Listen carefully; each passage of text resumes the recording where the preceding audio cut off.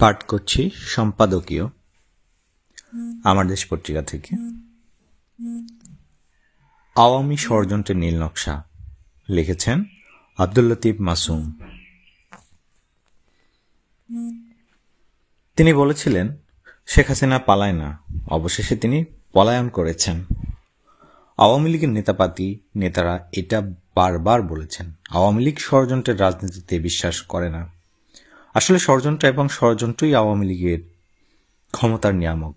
1949 সালের 23 জুন তাদের জন্মকালের ঘটনা ও নানা ষড়যন্ত্র, মিথ্যাচার ও প্রতারণার স্বাক্ষর। আওয়ামী লীগের প্রতিষ্ঠাতা সাধারণ সম্পাদক শামসুল হকের অসুস্থ হওয়া ও অন্তর্ধান যে ষড়যন্ত্রের ওই অংশ, সেটা তখন রাজনৈতিক অঙ্গনে প্রতিষ্ঠা পেয়েছিল। পরে যিনি তার স্থলাভিষিক্ত হন, তিনি আর কেউ নন, আমাদের খোকাবাবু। এরপর তিনি জাতির আব্বাজান নামে অভিহিত হয়েছেন। 1954 সালে যুক্তফ্রন্টের বিপুল বিজয়ের পর প্রাদেশিক পরিষদের স্পিকার শাহেদ আলীকে হত্যা করা হয়েছিল। এই হত্যার জন্য আওয়ামী লীগ পশ্চিমাদের দায়ী করেছিল, ষড়যন্ত্র তত্ত্ব আবিষ্কার করেছিল। যারা সত্যিকার অর্থে শাহেদ আলী হত্যার সুনির্দিষ্ট দায় দায়িত্বের কথা জানেন, সেই নির্মম সত্যও খোকাবাবুকেই নির্দেশ করে। অবশ্য ততদিনে তিনি আর খোকা নন, রীতিমতো ড্যামোগগ, প্রতারণা বগ্গী পুরুষ। আওয়ামী লীগরা বলে বেড়ান 1954 থেকে 1956 সময়কালে পাকিস্তানি ষড়যন্ত্রে সরকার ওঠানামা করেছে। অথচ আওয়ামী রাজনীতির কূটকৌশলে তখন যে সকাল সন্ধ্যা সরকার পরিবর্তন হয়েছে, মুখ্যমন্ত্রী মরহুম আতাউর রহমান খানের লেখা ওজারতের 2 বছর পাঠ করলেই আসল সত্যটি উদ্ভাসিত হবে। 1962 সালে সামরিক আইনের পরিবর্তে আইয়ুব খানের আদি আসল বুনিয়াদী গণতন্ত্র প্রতিষ্ঠা হল।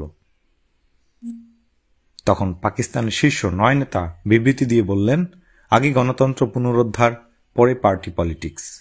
আওয়ামী লীগের শীর্ষ নেতা সোহরাওয়ার্দীর এই সিদ্ধান্তকে অগ্রাহ্য করে তিনি পূর্ব পাকিস্তান আওয়ামী লীগের স্বঘোষিত নেতা হয়ে গেলেন।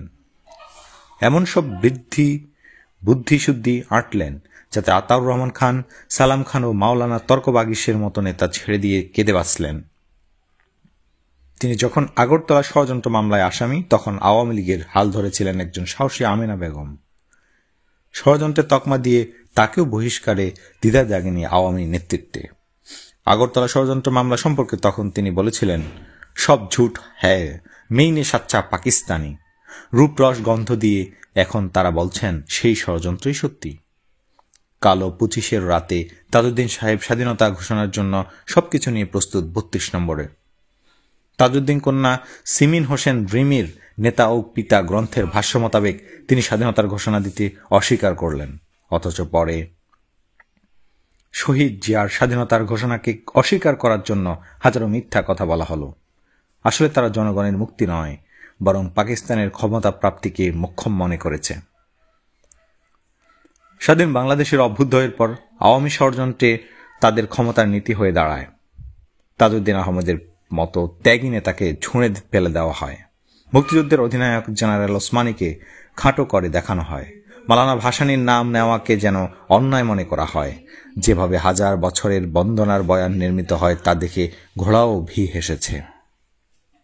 গণতন্ত্রের বিরুদ্ধে নিরন্তর ষড়যন্ত্র করে অবশেষে জাতির ভাগ্নে মামুকে বাকশাল গলৎকরণ করতে সক্ষম হয়।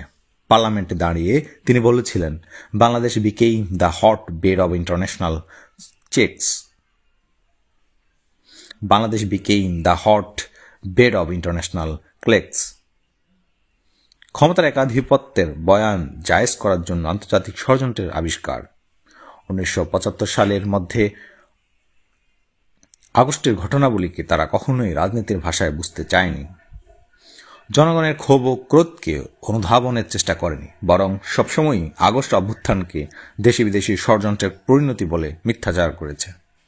সংস্কৃত ভাষায় একটি শ্লোক আছে, অঙ্গার শতধৌতন নমঞ্চিত। সরল বাংলায় এর অর্থ, কয়লা ধুলে ময়লা যায় না। আওয়ামী লীগের ব্যাপারে এটি একটি জুৎসই উচ্চারণ। জন্ম থেকে জ্বলছে তারা ষড়যন্ত্রের আবশে। সে 1949 থেকে 1971, 1975 এবং সবশেষে 2024 অতিক্রম করে তারা বদলায়নি এতটুকু। আপনাদের নিশ্চয় মনে আছে এদেশে যতবারই তাদের বিরুদ্ধে গণ আন্দোলনের সূচনা হয়েছে ততবারই তারা এটাকে ষড়যন্ত্র বলে জাহির করার চেষ্টা করেছে। কাউয়া কাদের কখনোই জনগণের ভাষা, তাদের দুঃখ কষ্ট ও আশা আকাঙ্ক্ষার খবর রাখেনি। আইয়ুব ইয়াহিয়ারা যেমন বাংলাদেশের মানুষের সঙ্গে রাজনীতির ভাষায় কথা না বলে অস্ত্রের ভাষায় কথা বলেছে, তেমনি মুজিব লীগ ও হাসিনা লীগ অস্ত্রের ভাষায় কথা বলেছে, শক্তির ভাষায় শাসন করেছে, ভীতির রাজত্ব কায়েম করেছে। এরা অবিশ্বাস্য ঘটনা, জনগণের আন্দোলন সংগ্রামের কথা তারা জানতেন না। তারা জনগণের ক্ষোভকে প্রশমিত হতে দেওয়া, ক্রোধকে অবনমিত করা কিংবা মনোরঞ্জনের চেষ্টা করেননি। দেয়ালের ভাষা পড়েননি, এমনকি নিশ্চয়ই এজেন্সি রিপোর্টগুলো পড়ে দেখেননি। আমরা জানি রাজা যা বলে পরিষদ বলে তার শতগুণ। সেই অপ্রিয় সত্য সত্ত্বেও নিশ্চয়ই তাদের কর্ণকুহরে সত্যের ভাষা প্রবেশ করেছিল, কিন্তু তাদের কাম, ক্রোধ, লোভ ও মোহ মাৎসর্য মানবিক অনুভূতিকে অতিক্রম করে ভারসাম্য বিনষ্ট হয়েছে। এ ঘটনা ঘটেছিল 1975-এর 15 আগস্টের পর। সে সময় ভারত দিল্লির শিকল কেটে পশ্চিমা বলয়ে স্থান লাভ করে। এবারও একই ঘটনা ঘটেছে। লক্ষ্য করার বিষয়, জনগণের স্বতঃস্ফূর্ত গণবিস্ফোরণে যে শেখ হাসিনার পতন হয়েছে তা দিল্লি অনুমোদন করে না। আপনাদের নিশ্চয়ই মনে আছে, শেখ হাসিনা আন্দোলন চলাকালে মার্কিন যুক্তরাষ্ট্রকে নিকৃষ্ট ভাষায় আক্রমণ করেছে। তার পলায়নের পর দিল্লি অনেকটা ভদ্র ভাষায় মার্কিনীদের প্রতি সেই ইঙ্গিত দেয়। এখন ঢাকা আর দিল্লির প্রযত্নে নেই, তাই তাদের সব গোসা প্রফেসর মোহাম্মদ ইউনুস এবং আন্দোলনকারীদের ওপর। 15 আগস্ট পরবর্তীকালে ভারতের অনুকূলে সমীকরণ ফিরিয়ে নিতে ভারত ষড়যন্ত্র শুরু করে, অর্থাৎ ঢাকায় দিল্লিপন্থী সরকার প্রতিষ্ঠার প্রয়াস চালায়। ভারতের একজন নিরাপত্তা বিশ্লেষককে সুব্রামনিয়াম ওই সময়ে সানডে সাময়িকীতে লিখেছিলেন, জিয়াউর রহমানের হত্যাকাণ্ড ভারতীয় ষড়যন্ত্রের অংশ ছিল, যদিও ভারত দৃঢ়তার সঙ্গে বরবার এই অভিযোগ অস্বীকার করেছে। তবুও কূটনৈতিক মহলের আভাস ইঙ্গিত দিল্লির বিপক্ষেই ছিল। সে সময় জিয়া সরকারকে নাকচ করার জন্য তারা পার্বত্য চট্টগ্রামে অশান্তি সৃষ্টির জন্য শান্তি বাহিনী গড়ে তুলেছিল। তাৎপর্যপূর্ণ বিষয় এই যে, ভারতমন্ত্রী শেখ হাসিনা ক্ষমতাসীন না হওয়া পর্যন্ত শান্তি বাহিনীর অশান্তিমূলক কার্যক্রম অব্যাহত ছিল। 1996 সালে শেখ হাসিনা রেজিমের শুরুতে জাতির ভাগ্নে দায়িত্ব নিয়ে একটি চুক্তি সম্পাদন করেন। এখন আবার সেখানে অশান্তি সৃষ্টির ষড়যন্ত্র চলছে। 15 আগস্ট পট পরিবর্তনের পর আরও একটি সশস্ত্র কার্যক্রম লক্ষ্য করা যায়। 1971 সালের সুনামধারী কাদের সিদ্দিকী 15 আগস্টের পর কু নামের কাজ করেন। দিল্লির সহযোগিতায় তিনি বাংলাদেশের বিরুদ্ধে রীতিমতো যুদ্ধ শুরু করেন। নিরাপত্তা বিশ্লেষকরা মনে করেন 36 জুলাই বিপ্লবের পরবর্তীকালে আওয়ামী লীগের শত শত কর্মী ভারতে আশ্রয় নিয়েছেন। তাদের মাধ্যমে ভারত অখণ্ড যুদ্ধ তথা প্রক্সি ওয়ার শুরু করতে পারে। ভারত আজাদ কাশ্মীরে একসময় সার্জিক্যাল স্ট্রাইক বা আকস্মিক আক্রমণ পরিচালনা করেছিল, এবার বাংলাদেশে তার পুনরাবৃত্তি হতে পারে। তৃতীয়ত, বৈশ্বিক বা কূটনৈতিক নীলনকশা।